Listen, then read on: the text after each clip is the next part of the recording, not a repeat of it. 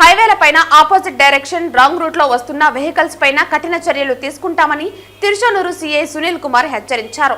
ద్విచక్ర వాహనదారులు తప్పనిసరిగా హెల్మెట్ ధరించి మీ ప్రయాణం సుఖవంతం చేసుకోవాలని కోరారు. తిరుపతి ప్రజలకు తెలియజేయడం ఏమనగా రాజశ్రీ చిత్తూరు తిరుపతి జిల్లా ఎస్పీ గారి ఆదేశాల మేరకు మరియు మా చంద్రగిరి సబ్ డివిజన్ డిఎస్పీ గారి సూచనల మేరకు మేము ఈ హైవేల్లో ఆపోజిట్ వస్తున్నటువంటి వెహికల్స్ మీద కఠినమైన చర్య తీసుకోవాలని చెప్పి ఇచ్చిన ఆదేశాలు.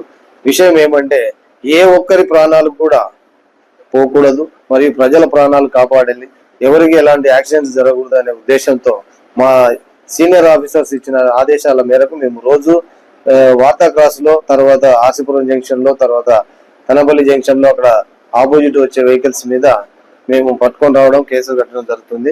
కాబట్టి హైవే రోడ్ లో వ్యతిరేక దిశలో ఆపోజిట్ వస్తున్నటువంటి వెహికల్స్ పట్టుకున్నప్పుడు ఆ పట్టుకున్న వాహనాలను సీజ్ చేసి కేసు రిజిస్టర్ చేసి కోర్టు ముందు హాజరుపరచడం జరుగుతుంది. అప్పుడు కోర్టులో ప్రతి ఒక్కరికి ఎవరైతే వ్యతిరేక దిశలో నడుపుతున్నటువంటి వాహనాలకు ఒక్కొక్కరికి 2,500 రూపాయల వరకు మేజిస్ట్రేట్ గారు పనిష్మెంట్ జరిమానా విధిస్తున్నారు.